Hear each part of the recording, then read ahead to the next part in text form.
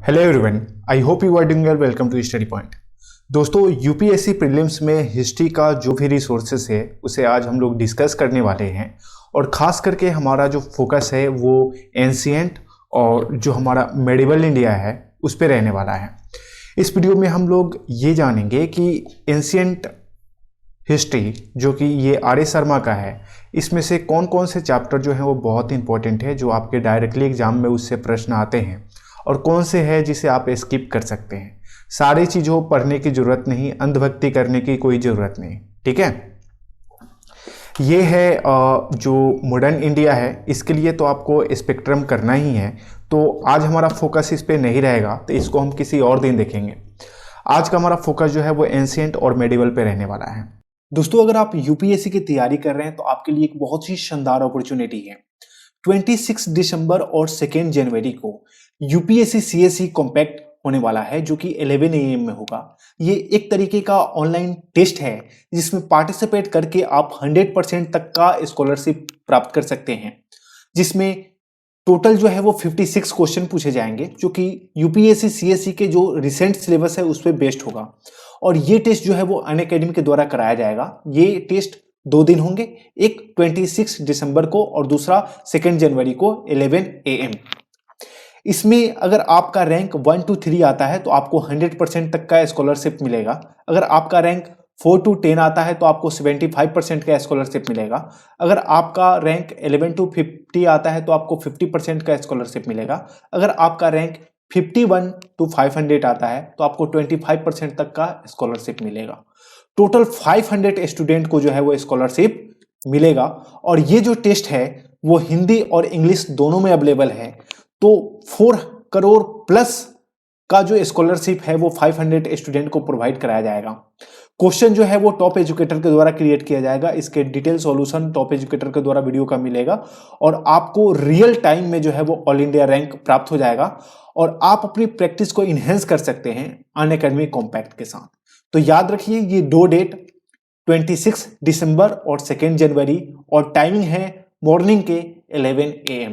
Link आपको description में मिल जाएगा, आप जाके वहां पे इनरोल कर लीजिए और आप 100% तक के स्कॉलरशिप जीत सकते हैं। तो आप में से बहुत सारे ऐसे दोस्त होंगे जिन्होंने ये कई बार टॉपर्स के सजेशन किए होंगे, या किसी ना किसी के जरिए आपने ये सुना होगा कि एंशिएंट इंडिया के लिए जो है वो आर एस शर्मा, यानी कि जो ओल्ड एनसीईआरटी है उसको पढ़ना है, और जो मेडिवल है उसके लिए सतीश चंद्रा का पढ़ना है, एनसीईआरटी का ओल्ड जो है वो। लेकिन यहाँ पे एंशिएंट के लिए आप क्या क्या कर सकते हैं और मेडिवल के लिए आप क्या क्या कर सकते हैं, ये डिपेंड करेगा कि आपका मीडियम क्या है। फॉर एग्जांपल, जैसे आपका अगर इंग्लिश मीडियम है तो ये बुक जो है वो इंग्लिश मीडियम का है, और सिमिलर बुक जो है वो आपको हिंदी मीडियम में भी मिल जाता है। तो इसके चैप्टर और उसके चैप्टर दोनों सेम हैं, तो आपको वहाँ से उसे देख लेने हैं कि कौन कौन से चैप्टर जो है वो आपको पढ़ने हैं।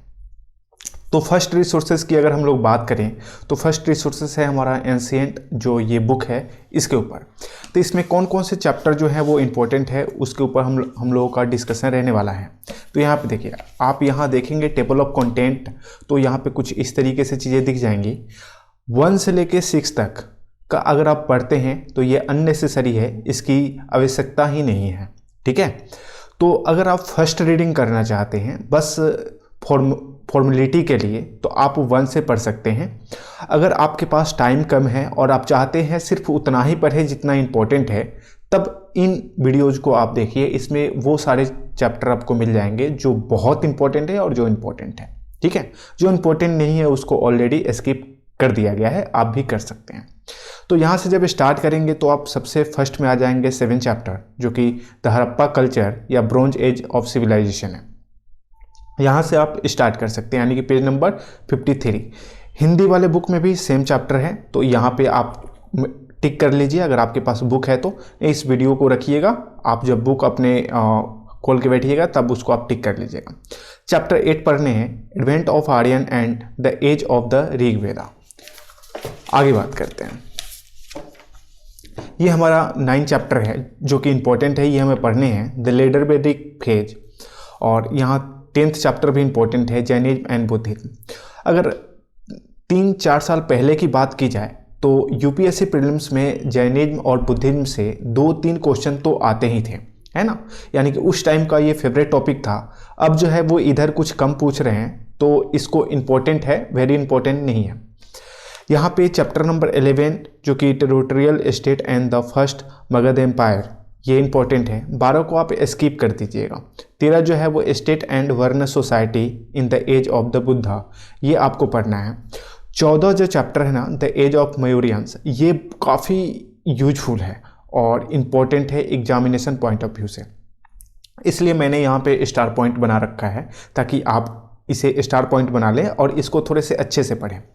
फिर चैप्टर 15 जो है वो significance of the Maurya rule, ये भी बहुत इंपॉर्टेंट है। तो दोनों ही मौर्य रूल से रिलेटेड है और दोनों ही चैप्टर को बहुत ही अच्छे से प्रिपेयर करना है। 16, 17 को स्किप कर देना है, 18 को भी स्किप कर देना है। 19 जो है वो आपको पढ़ना है, इसमें craft trade and towns in the post Maurya age के बारे में बताया गया है। और 20 जो है वो बहुत ही इंपॉर्टेंट है, वेरी इंपॉर्टेंट कह सकते हैं प्रीलिम्स पॉइंट ऑफ व्यू से, the rise and growth of the Gupta empire, तो ये इंपॉर्टेंट है। फिर life of the Gupta age, ये इंपॉर्टेंट है क्योंकि गुप्ता पीरियड से वो एक ना एक क्वेश्चन जरूर पूछते हैं, तो ये इंपॉर्टेंट हो जाता है। 22 को आप स्किप कर सकते हैं। 23 बहुत ही इंपॉर्टेंट है, हर्ष एंड हिज टाइम्स, तो ये आपको पढ़ने हैं। फिर यहाँ पे India's culture contacts with the Asian countries, ये आपको ये करना है। और बाकी के ये जो चैप्टर बच गए उसको स्किप कर देना है। लास्ट के एक चैप्टर जो कि बहुत ही इंपॉर्टेंट है, legacy in science and civilisation, तो ये आपको करना है। यहाँ पे वेरी इंपॉर्टेंट के माध्यम से टिक है। तो ये हो गई इंग्लिश मीडियम वालों के लिए। हिंदी मीडियम वालों के लिए भी सेम बुक है और सेम चैप्टर को जो है वो फोकस करके पढ़ना है, और बाकी को बस फॉर्मली अगर एक बार आप चाहते हैं पढ़ना तो पढ़ सकते हैं। बाकी को रिवीजन के लिए सिर्फ उन्हीं चैप्टर को आप मेंशन करें जो ठीक है या फिर जो जिसमें स्टार लगाया गया है, तो ये इंपॉर्टेंट है। अब रहा बात कि इसका नोट्स बनाना है या नहीं बनाना है।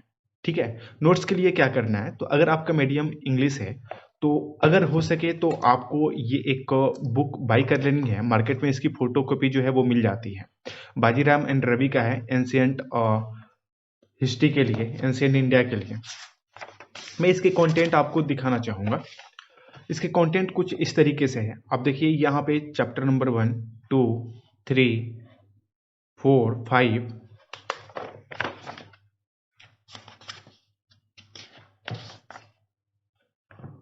यहाँ पे 6, 7, 8, 9 और 10।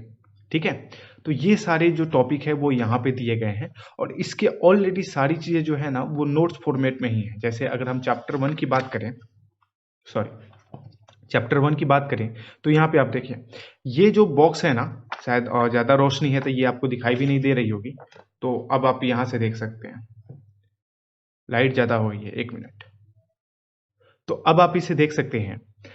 ये जो बॉक्स बना हुआ है ना, इस बॉक्स से एक ना एक क्वेश्चन जरूर आ जाता है मैच करने के लिए। डेट की कौन सा जो यहाँ पे पीरियड है वो किस एज से बिलोंग्स करता है, किस time of interval of time में जो है वो था, तो मैच करने के लिए यहाँ से आ जाता है।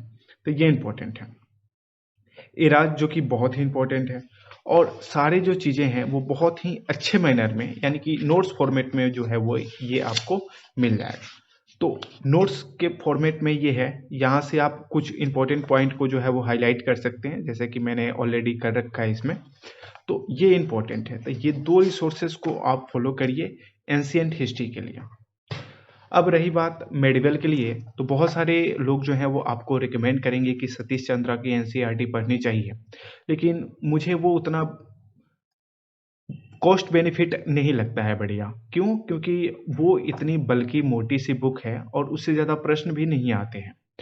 तो अगर आप पढ़ना चाहते हैं तो पढ़िए, लेकिन आपके पास अगर ये मिल सकता है तो आप इसको बाई कर लीजिए, क्योंकि ये ज़्यादा नहीं है। ज़्यादा से ज़्यादा अगर आप देखेंगे तो ये केवल 94 पेजेज के हैं।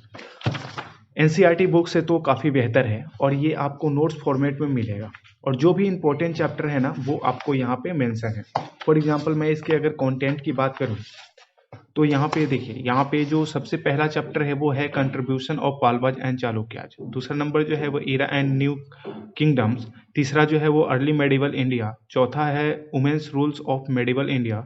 पांचवा Indian feudalism, the spread of Indian culture in other Asian countries, Delhi सल्तनत, भक्ति and Sufi movements, Vijayanagar and the Bhami empire, Sher Shah Suri and his achievement, Mughal empire, Shivaji and Maratha nationalism, science and technology in medieval India. तो ये इंपॉर्टेंट चैप्टर जो है वो इसमें है और इसी से क्वेश्चन ज़्यादातर जो है वो यूपीएससी प्रीलिम्स में आते हैं।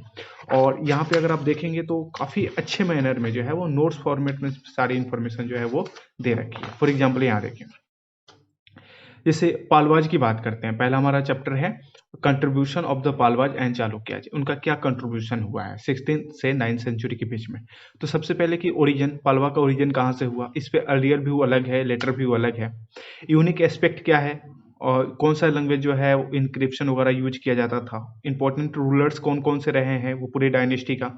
तो इस तरीके से नोट फॉर्मेट्स में है, ये काफ़ी इंपॉर्टेंट हो जाता है ना। सारी चीज़ें ऐसे ही पॉइंट वाइज जो है, और इसमें से भी जो इंपॉर्टेंट लगता है उसको आप हाईलाइट कर सकते हैं। तो ये काफ़ी यूजफुल रिसोर्सेस रहेगा।